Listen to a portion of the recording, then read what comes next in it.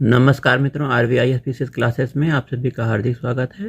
आज हम इतिहास विषय जिसमें प्राचीन इतिहास के महत्वपूर्ण प्रश्नों को लेकर आए जो IAS, PCS, समीक्षा अधिकारी, सहायक समीक्षा अधिकारी सभी परीक्षाओं में पूछे गए हैं। पहला प्रश्न है, ईसा के 3री शताब्दी से जबकि हूण के आक्रमण से रोमन साम्राज्य समाप्त हो गया, भारतीय व्यापारी अधिकाधिक निर्भर हो गए। कहाँ निर्भर हो गए? दक्षिण पूर्व एशियाई व्यापार पर निर्भर हो गए थे। तो अब व्याख्या देखिए, ईसा के 3री सदी में जब हूण आक्रमण से रोमन साम्राज्य का पतन हो गया था तो भारतीय दक्षिण पूर्व एशियाई व्यापार पर अधिक निर्भर हो गए थे। सी ऑप्शन आपका सही है। वहीं गुप्त काल में उत्तर भारतीय व्यापार निम्नलिखित में से किस एक पत्तन से संचालित होता था? तो गुप्त काल में उत्तर भारतीय व्यापार ताम्रलिप्ति से संचालित होता था। ताम्रलिप्ति ये बंगाल में पड़ता है। व्याख्या देखिए, गुप्त काल में बंगाल में ताम्रलिप्ति एक प्रमुख बंदरगाह था जहां से उत्तर भारतीय व्यापार तथा दक्षिण पूर्व एशिया, चीन, लंका, जावा, सुमात्रा आदि देशों के साथ व्यापार होता था। पश्चिमी भारत का प्रमुख बंदरगाह भृगु कच्छ, जिसे भड़ोच कहा जाता था, जहां से पश्चिमी देशों के साथ समुद्री व्यापार होता था। गुप्त काल में जो उत्तर भारतीयों के साथ व्यापार होता था, ताम्रलिप्ति बंगाल की जगह है। ठीक है, याद रखिएगा, बंदरगाह है ये। आइए थोड़ा सा और महत्वपूर्ण प्रश्नों को देखते हैं। शक विजेता किसे कहा जाता था? चंद्रगुप्त द्वितीय को। चंद्रगुप्त द्वितीय, जिसको चंद्रगुप्त विक्रमादित्य के नाम से जाना जाता है, उसे शक विजेता कहा जाता था। शक विजय करने के बाद चंद्रगुप्त द्वितीय ने सकारी प्रकार के चांदी के सिक्के जारी किए थे, है ना। गुप्त सम्राट चंद्रगुप्त द्वितीय विक्रमादित्य को शक विजेता कहा गया। पश्चिम भारत के अंतिम शक राजा रुद्रसेन III को चंद्रगुप्त द्वितीय विक्रमादित्य ने 5वीं सदी के प्रथम दशक में परास्त कर पश्चिमी भारत में शक सत्ता का उन्मूलन किया था। और शकों को हराने के कारण चंद्रगुप्त विक्रमादित्य ने एक उपाधि धारण की थी जिसे सकारी कहते हैं। इस उपलक्ष्य में चांदी के सिक्के चलाए थे। ठीक है, सकारी। रजत सिक्के जारी करने वाला प्रथम गुप्त शासक, रजत माने चांदी का सिक्का, पहला गुप्त शासक कौन था? तो चंद्रगुप्त द्वितीय ही थे जो चांदी के सिक्के इन्होंने जारी किए थे। आइए अगला एक महत्वपूर्ण प्रश्न है, गुप्त साम्राज्य के पतन के विभिन्न कारण थे, निम्नलिखित में से कौन सा कारण नहीं है? तो गुप्त साम्राज्य का जो पतन हुआ था उसमें हूणों का आक्रमण, बिल्कुल सही। प्रशासन का सामंतीय ढांचा, यह भी सही है। उत्तरवर्ती गुप्त का बौद्ध धर्म स्वीकार करना, यही सही है। अरब आक्रमण, यह आंसर गलत है। गुप्त साम्राज्य के पतन के उपयुक्त कारणों में अरबों का भारत पर आक्रमण इसके लिए उत्तरदायी नहीं है। भारत पर अरब आक्रमण गुप्तों के पतन के बाद, बहुत बाद, पूर्व मध्यकाल में हुआ था। ठीक है, हूणों ने भारत पर आक्रमण किया था। प्रश्न है, स्कंदगुप्त के शासनकाल में हूणों ने भारत पर आक्रमण किया था, याद रखिएगा, स्कंदगुप्त। सी ऑप्शन सही है। निम्नलिखित में से किसे गुप्त शासकों ने हूणों पर विजय प्राप्त की थी? किस गुप्त शासक ने? तो स्कंदगुप्त के समय आक्रमण हुआ था और स्कंदगुप्त विजय भी हुआ था। ठीक है, गुप्त सम्राट जिसे हूणों पर को पराजित किया था वो कौन है? स्कंदगुप्त। देखिए, सी ऑप्शन सही है। रिपीटेड प्रश्न है। आइए अगले प्रश्न पर आ जाते हैं। गुप्त काल में अपनी आयुर्विज्ञान विषयक रचना के लिए जाना जाता है। तो गुप्त काल के सुश्रुत जो हैं आयुर्विज्ञान विषयक रचना के लिए जाने जाते हैं। ये चिकित्सा से संबंधित हैं। ठीक है, सुश्रुत संहिता इन्होंने सुश्रुत नहीं लिखी थी। देखिए, आइए, निम्नलिखित में से किसका प्राचीन भारत के आयुर्वेद शास्त्र में संबंध नहीं है? तो बी ऑप्शन सही है, भास्कराचार्य का नहीं है। भास्कराचार्य खगोलीय वैज्ञानिक, खगोल शास्त्र और गणितज्ञ थे, इनका आयुर्वेद से संबंध नहीं है, जबकि सुश्रुत, चरक और धन्वंतरी का इनसे संबंध है। ठीक है, आइए अगले प्रश्न पे आ जाते हैं। प्राचीन भारत में किस वंश का शासनकाल स्वर्ण युग कहा जाता था? गुप्त वंश का शासनकाल स्वर्ण युग कहा जाता था। आइए महत्वपूर्ण प्रश्नों को देखिए। प्राचीन सांख्य दर्शन में किसका महत्वपूर्ण योगदान है? तो सांख्य दर्शन के प्रवर्तक का नाम पूछा गया है। कपिल मुनि सांख्य दर्शन के प्रवर्तक हैं। ए ऑप्शन सही है। ठीक है, सांख्य दर्शन कहा जाता है। कपिल मुनि द्वारा प्रतिपादित दार्शनिक प्रणाली कौन सी है? सांख्य दर्शन। बी ऑप्शन सही है। ठीक है, आइए आईएएस के प्रश्न पर आ जाते हैं। शूद्रक ने एक पुस्तक लिखी है जिसका नाम है मृच्छकटिकम। याद रखिएगा, शूद्रक द्वारा लिखी गई प्राचीन भारतीय पुस्तक का विषय क्या है, ये आईएएस में पूछा गया प्रश्न है।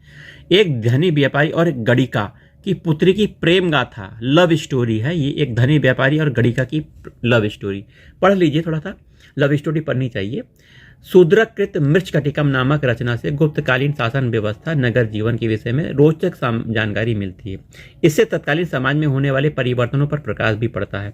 यथा इससे पता चलता है कि उज्जैनी में कुछ शूद्र अधिकारी थे, अब उन्हें महाकाव्यों और पुराणों के शरणों का अधिकार भी मिल गया था। वस्तुतः इस ग्रंथ में चारुदत्त नामक ब्राह्मण, सार्थवा एवं एक गणिका पुत्री वसंत सेना की प्रेम गाथा को शब्दों के रूप दिया गया है। सही, ठीक है। आइए अगले महत्वपूर्ण प्रश्न पे आ जाते हैं। योग दर्शन के प्रतिपादक कौन है? ये कई बार पूछा गया। योग दर्शन हमारे पतंजलि से संबंधित है। किससे? पतंजलि से संबंधित, ठीक है। महाभाष्य के लेखक पतंजलि समसामयिक थे। किसके समकालीन थे? मतलब इनके समय, पतंजलि के समय राजा कौन था? तो पुष्यमित्र शुंग के समय पतंजलि थे। उस समय राजा पुष्यमित्र शुंग थे।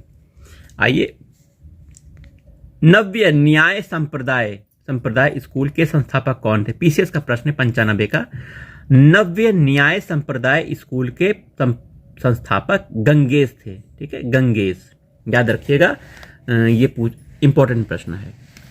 न्याय दर्शन के प्रचारक कौन थे? गौतम जी, बी ऑप्शन सही है, न्याय दर्शन से संबंधित हैं, ठीक है। न्याय दर्शन के प्रवर्तन गौतम ने किया था। इन्हें अक्षपाद भी कहा जाता है। न्याय का शाब्दिक अर्थ तर्क या निर्णय है। न्याय दर्शन 16 पदार्थों तथा तत्वों का अस्तित्व स्वीकार किया गया है। न्याय दर्शन का मूल ग्रंथ गौतमकृत न्याय सूत्र है। महर्षि कपिल ने सांख्य दर्शन, जैमिनी ने पूर्व मीमांसा का प्रतिपादन किया था। जैमिनी किससे संबंधित हैं? जैमिनी जी पूर्व मीमांसा। आइए, कुछ दर्शन हैं, बार बार पूछे जाते हैं। देखिए, न्याय दर्शन गौतम जी से संबंधित है, सांख्य दर्शन कपिल मुनि से, वैशेषिक दर्शन कणाद से, मीमांसा जैमिनी से, मीमांसा जैमिनी से, वैशेषिक कणाद से। तो अगला प्रश्न है, मीमांसा किससे संबंधित है? जैमिनी से, ठीक है। कर्म का सिद्धांत संबंधित है मीमांसा से, ठीक है। कर्म का सिद्धांत किससे संबंधित है? मीमांसा से। आइए, आईएएस का एक महत्वपूर्ण प्रश्न है, निम्नलिखित युग्म जोड़ा है, कौन सा एक भारतीय सठ दर्शन का भाग नहीं? तो मीमांसा वेदांत है, न्याय और वैशेषिक यह भी है, सांख्य और योग ये भी है, लोकायत और कापालिक यह नहीं है, ठीक है, व्याख्या है। आइए इधर देखिए, कुछ संवत हैं और इनकी तिथि है प्रारंभ होने, किस गणना से प्रारंभ किया जाता है? तो विक्रम संवत, शक संवत, गुप्त संवत, कली संवत। देखिए, तो इसमें जो गुप्त संवत है 319 का है, 319 इसमें है। देखिए 320 है, तो 319-20 ये सी का 2 हो सकता है। और आपका विक्रम संवत देखिए 57-58 माना गया, 57-58 माना गया। देखिए 58 लिखा हुआ है, 57 या 58 है। तो देखिए, ये देखिए ए का 4 हो जाएगा। और वहीं शक संवत 78, देखिए 78 है कहीं पे, 78 शक संवत, ये है शक संवत। और कली संवत आपका क्या है? इसमें कौन सा ऑप्शन मिल रहा है? विक्रम संवत आपका 58, 4 हो गया, सी और डी में आंसर होगा। शक संवत आपका 78 होगा, सी मतलब डी ऑप्शन आपका सही है, ठीक है। तो कली संवत आपका 3102 कली संवत है, डी ऑप्शन आपका सही है। आईएएस का प्रश्न है, ठीक है। आइए अगले प्रश्न पे आ जाते हैं। पुराणों के अनुसार चंद्रवंशीय शासकों का मूल स्थान क्या था? तो पुराणों के अनुसार प्रतिष्ठानपुर था। प्रतिष्ठानपुर कहाँ पड़ता है? इलाहाबाद में पड़ता है, झूसी है जगह, इलाहाबाद के झूसी। तो ठीक है, चंद्रवंशी शासकों का वो मूल स्थान प्रतिष्ठानपुर, सी ऑप्शन सही है। प्रतिष्ठानपुर इलाहाबाद में स्थित है। आईएएस का प्रश्न आया है, किसने राष्ट्रकूट साम्राज्य की नींव रखी थी? दंती दुर्ग राष्ट्रकूट साम्राज्य के संस्थापक थे, दंती दुर्ग, ठीक है। दंती दुर्ग ने 736 ईस्वी में राष्ट्रकूट वंश की स्थापना की थी। उन्होंने मान्यखेत को अपनी राजधानी बनाया था। दंती दुर्ग के संबंध में कहा जाता है कि उज्जैनी में उसने हिरण्यगर्भ महादान यज्ञ करवाया था। तो राजपूत साम्राज्य की नींव किसने, बी ऑप्शन, दंतेय दुर्ग ने की थी। ठीक है, आइए अगले प्रश्न पे आ जाते हैं। हर्षचरित नामक पुस्तक किसने लिखी है? देखिए बाण भट्ट ने हर्षचरित लिखी है। हर्षचरित बाण भट्ट ने लिखी है, याद रखिएगा। आइए सम्राट हर्ष ने अपनी राजधानी थानेश्वर से कहाँ स्थानांतरित की थी? कन्नौज स्थानांतरित की थी। हर्ष ने अपनी राजधानी को थानेश्वर से कन्नौज लेकर गया था, सी ऑप्शन सही है। सम्राट हर्षवर्धन ने 2 महान धार्मिक सम्मेलनों का आयोजन किया था। 2 धार्मिक सम्मेलन कौन कौन से हैं? कन्नौज और प्रयाग में आयोजित किए गए थे। ठीक है, हर्ष ने। उत्तर प्रदेश में स्थित वह स्थल जहां हर्षवर्धन ने बौद्ध महासम्मेलन का आयोजन किया था, प्रयाग और कौशाम्बी में। ठीक है, थानेश्वर और कन्नौज और प्रयाग में, ये ऑप्शन देखिए। ठीक है, आइए अगला प्रश्न। चीनी लेखक भारत का उल्लेख किस नाम से करते हैं? तो चीनी लेखक भारत का उल्लेख यिनतू नाम से करते हैं। प्राचीन चीनी लेखकों ने भारत का उल्लेख यिनतू तथा थियानतू नाम से किया है। नालंदा विश्वविद्यालय का विनाश का क्या कारण है?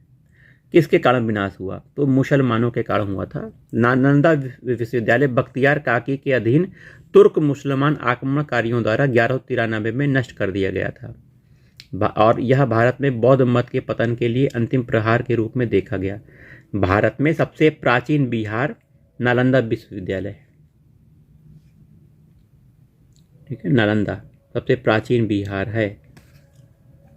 चीनी यात्री इत सिंह ने बिहार का भ्रमण किया, लगभग कोई नहीं, डी ऑप्शन सही है।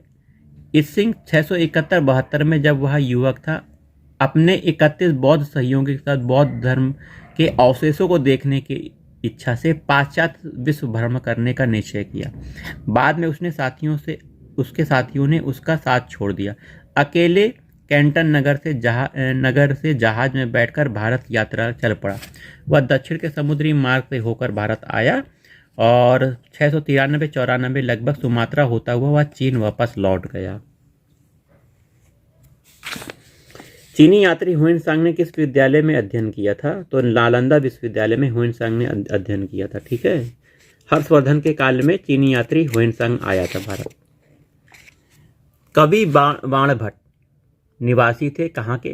कोई नहीं। बाण भट्ट का जन्म औरंगाबाद जिले बिहार सोन नदी के किनारे अवस्थित प्रीतिकूटा नामक गांव में हुआ था। ठीक है, हुएनसांग किसके शासनकाल में भारत आया था? सम्राट हर्षवर्धन के शासनकाल में हुएनसांग भारत आया था, बी ऑप्शन सही है। देखिए बी ऑप्शन। ठीक है, आइए अगला प्रश्न कर। नालंदा कहाँ स्थित? तो यह बिहार में स्थित है। विक्रमशिला नामक प्राचीन विश्वविद्यालय की स्थापना बंगाल के किस शासक ने की थी? धर्मपाल ने की थी, ए ऑप्शन सही है। धर्मपाल ने विक्रमशिला विश्वविद्यालय की स्थापना की थी। ठीक है, उस पाल शासक का नाम बताना जिसने विक्रमशिला विश्वविद्यालय की स्थापना की थी। धर्मपाल, ए ऑप्शन सही है। ठीक है, गुप्तोत्तर युग में प्राचीन प्रमुख व्यापारिक केंद्र क्या था? कन्नौज व्यापारिक केंद्र था गुप्तोत्तर काल में। कन्नौज, उज्जैन से हटकर कन्नौज हो गया था, पहले उज्जैन था फिर कन्नौज हुआ। आइए, खजुराहो मंदिर स्थापत्य के निर्माण में सहयोगी थे। खजुराहो जो मंदिर बना था उसके स्थापत्य के निर्माण में कौन सहयोगी थे? चंदेल सहयोगी थे। मध्य प्रदेश में छतरपुर जिले में स्थित खजुराहो चंदेल राजाओं द्वारा निर्मित आज भी चंदेल स्थापत्य की उत्कृष्टता का बखान करते हैं। इस मंदिर का निर्माण 950 से 1050 के बीच कराया गया था। यहाँ के मंदिर में कंदरिया महादेव सर्वोत्तम है। खजुराहो में कंदरिया महादेव किसने बनाया था? चंदेल शासकों के द्वारा बनाया गया था, डी ऑप्शन सही है। चंदेल राजाओं ने निर्माण किया था, खजुराहो के मंदिर का निर्माण किया था। ठीक है, खजुराहो मंदिर किससे से संबंधित है? तो हिंदू धर्म, जैन धर्म के मंदिरों से संबंधित हैं। 85 मंदिर का निर्माण का उल्लेख खजुराहो में मिलता है। ये मंदिर चंदेल शासकों के द्वारा बनाया गया। अभी 30 मंदिर शेष हैं। मंदिर वैष्णव, शैव, शाक्त, जैन धर्म से संबंधित है। ठीक है, तो चलिए आज के वीडियो में इतना ही, मिलते हैं अगले वीडियो में।